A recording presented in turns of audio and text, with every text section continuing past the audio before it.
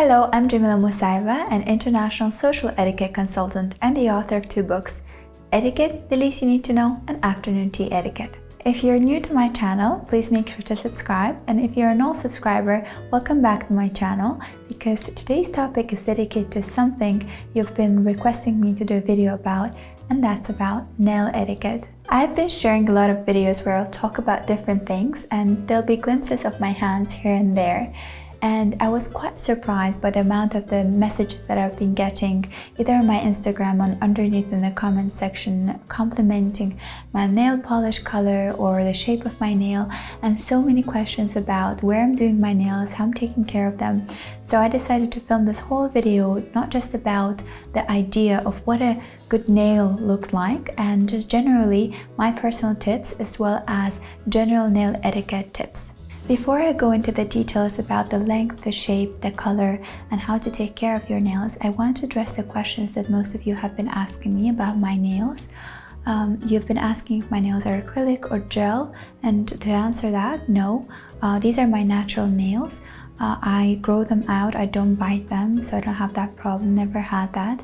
But the kind of a nail polish that I'm using is called shellac. It's different from a regular nail polish because you dry it under UV light. It takes some time to dry, but you don't then have to wait and sit around for a regular nail polish to dry it. So it actually is a bit more faster and efficient in that way, as well as it's much longer lasting than a regular nail polish. It works for me. I am in no ways advocating for the use of shellac. If you are allergic to UV light or any kind of substance that's used in the shellac itself, so I'm not advocating you to switch to that. But if you are fine with that, then shellac definitely serves a much longer time, and I do get my manicure done every 2 to 3 weeks depending on how my nails grow, and I do take care of them a lot. Actually, regular nail polishes are more and more less used in Azerbaijan. At least all the people that I know have switched to using shellac because it stays more fresh for the longer time. It looks like you just got your manicure done yesterday, even though you've done it 2 weeks ago. And also it's just easier and more convenient in a way that it doesn't chip underwater, or if you're washing your hands or using water a lot, it doesn't really chip as much as the regular nail polish does. So this is something that I find to be very convenient with my lifestyle, but again, it's up to you to choose your kind of nail polish, be it gel, be it shellac, be it regular nail polish. I am very picky about my nails because I think this is the first thing I personally pay attention to when I meet people. It's the first thing I notice. In addition to a good smile and eyes, I always notice their fingers and their nails. So because I'm so picky about it, I'm also picky about taking care of my nails. I think your nails speak volume to your personality as well as to your either bad habits or good habits, because if the choice of your nail polish can tell a lot about your personality. Are you daring? Are you more conservative, more traditional? Are you more fun, more experimental? So it tells a lot about who you are, and that's why paying attention to your nails is very important, because they give a lot about you and your personality before you get a chance to even talk. So first thing first, and that's a question a lot of you have been asking me, it's about the length. What is the elegant length? What is the best length to have? I think it's something that you have to choose for yourself. So if you prefer to have very short trimmed nails, then go for it. If you like to leave a little bit of nail, it's fine. If you like to have longer nails, you have to understand that it takes a lot of care, and you have to be willing to take care of those long nails in order to be able to have long nails and still make them look elegant. So I think that you have to make the choice for yourself, understanding that long nails can give an impression of someone a bit more less elegant in a way, or a bit less professional in a way, because it's much harder to deal with a lot of things having really long nails. So that's something you have to keep in mind.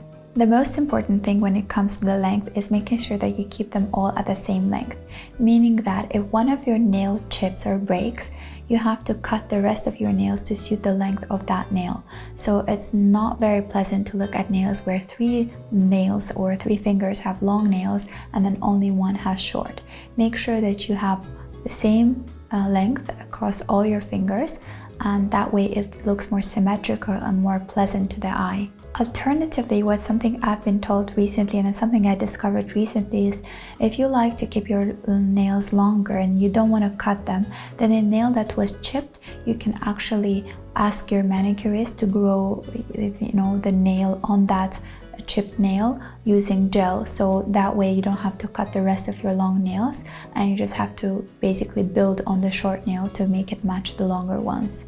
Generally speaking, it's not very nice to actually have your nails completely trimmed at the bed of your fingertip, because that way it actually can look less elegant in a way and less refined, because visually that makes your fingers look so short. And having just a little bit of a nail, I would recommend 1/4 from the top of your nail. It makes it look more elongated and therefore elongates visually your fingers, making them look more refined. Additionally, if you have long nails, if you choose to have long nails, meaning that you understand that the surface underneath the nails is a very perfect environment for bacteria to bud, which is something you have to be cautious about, and therefore in this case, I would recommend to carry a little brush with you that's called a nail brush. It looks a bit like this. This is not a nail brush, but it looks like this, but is a little bit shorter than that. And then you use this brush to sort of clean the underneath of your fingers like that.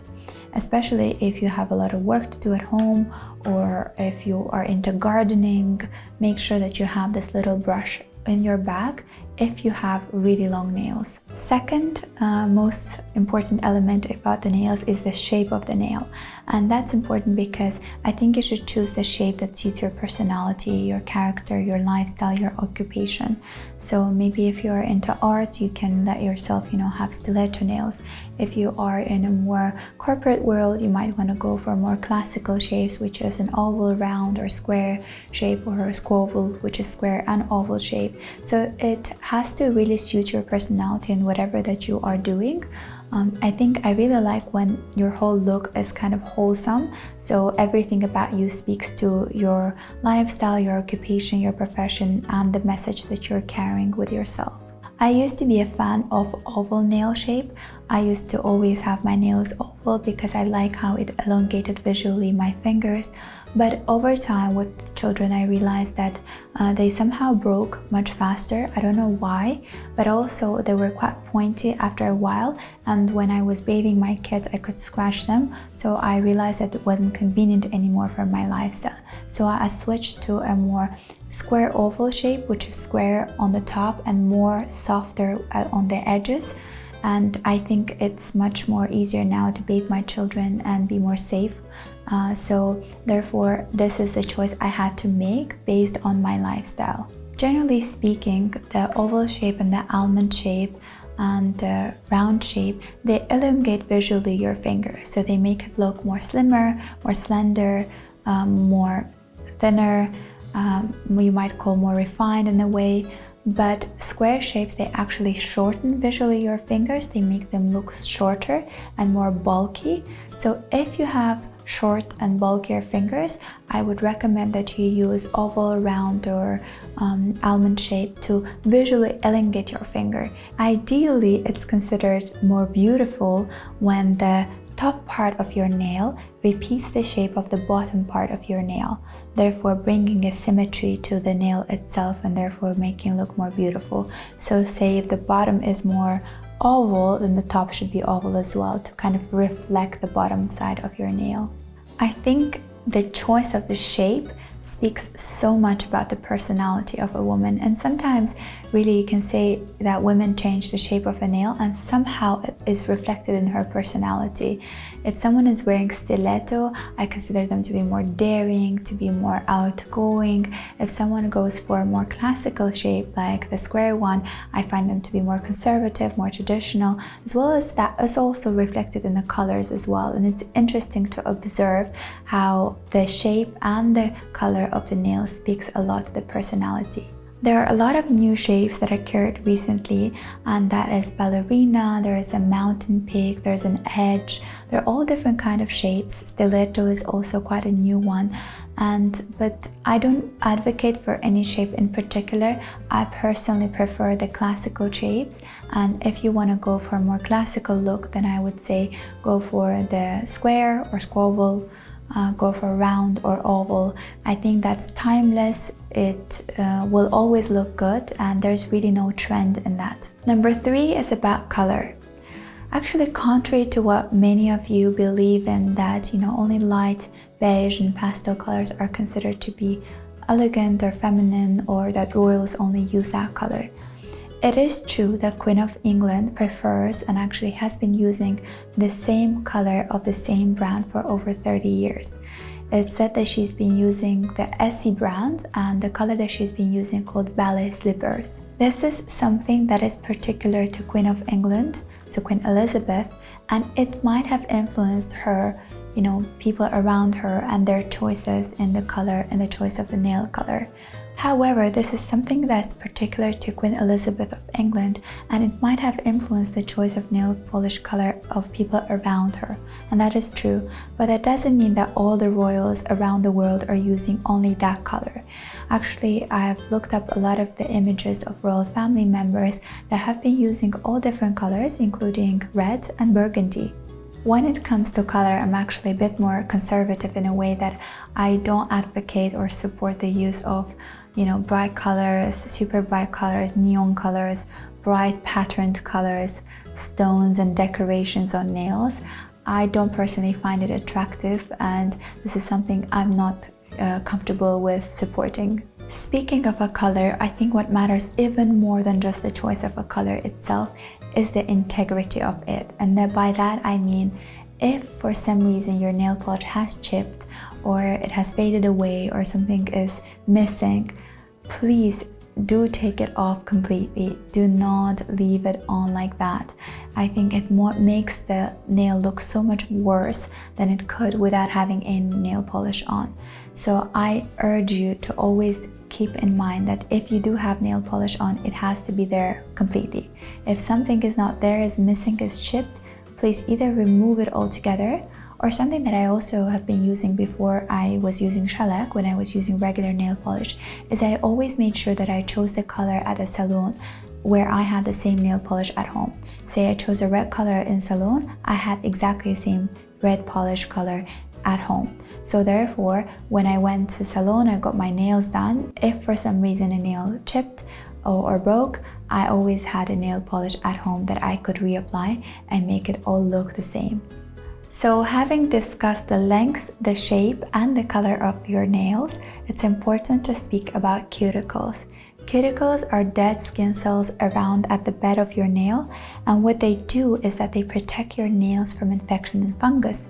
So they have a protective role. And sometimes they'll grow out, and I've seen people bite them or peel them away, and they'll start bleeding, and it doesn't look good at all. So what I'd recommend to do is just buy a pusher and push them back. And then this is something that I've purchased, and I'm sure you can purchase in your local salon, or you can just get a roller ball like that and fill it with any kind of oil. And this is the oil I carry around with me, and I apply it on the cuticles of my nails like that. So if I don't want to get my whole hand in oil because I'll be working or something, I will just make sure that I moisturize the cuticles around my nail using this little roller ball with an oil. The oil is up to you. You can choose any kind of oil that you prefer, and I think you can buy this kind of a roller ball anywhere and just fill it up with an oil that suits you. And finally, if we're talking about nails and fingers, we can't ignore the hand itself. It's so important to make sure that you take care of your hands just as much as you take care of your face and your neck, because actually the first signs of aging are usually shown on our hands. So women tend to show the signs of aging first on their hands and neck, so it has to get just enough attention, if not more. I have shown this in all my previous videos as well. It's what's in my makeup bag, what's in my bag, and I'm reiterating this again in this video. I personally really love this hand cream by Chanel, which is a texture rich There's another one that came out, but I prefer the one that has a much richer texture than the lighter one because my skin is super dry, and I like that you just have to apply just a little bit, a tiny little bit in here, and it's gonna serve you a lot. Okay, that was very little, so just a little bit like that. And what I do is I then just go like that, and I apply it on my hands, on the top of my hands, and maybe a little bit on the fingers, because sometimes I don't want to get my hands into cream because I'll be working or writing something, so I'll just make sure that the top of my hands is moisturized. Next, I have here two kind of creams that I showed already again. It's by Byredo, and I've been loving it a lot, and I think they're very cute and super small and very portable. You can put it anywhere. This one requires a little bit more space in your bag, whereas this one, once you've used a little bit, you can always roll it like that, and then you have just a little bit less space left, so you can actually take it in a smaller purse. This is my very new favorite smell. It's called Musayeva Ghost. It's also by Byredo. I have tried all different kind of scents. I love their scents as well as the texture of the cream. I like that it doesn't leave your fingers sticky, and it moisturizes the hands really well.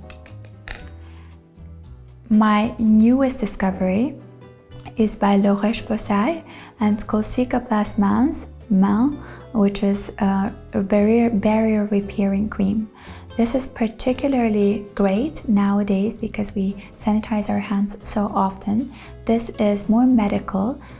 I bought it in a pharmacy, and I'm sure you can buy it in your local pharmacy, and I usually apply it only at night. So when I'm about to go to bed, I will apply this, and sometimes on days when I feel like it, I'll put little cotton gloves on top to make sure that the hand cream is sealed there and that my hands are moisturized, and it's sort of like a little spa for your hands. To finalize this video, I do take care of my hands a lot and my nails.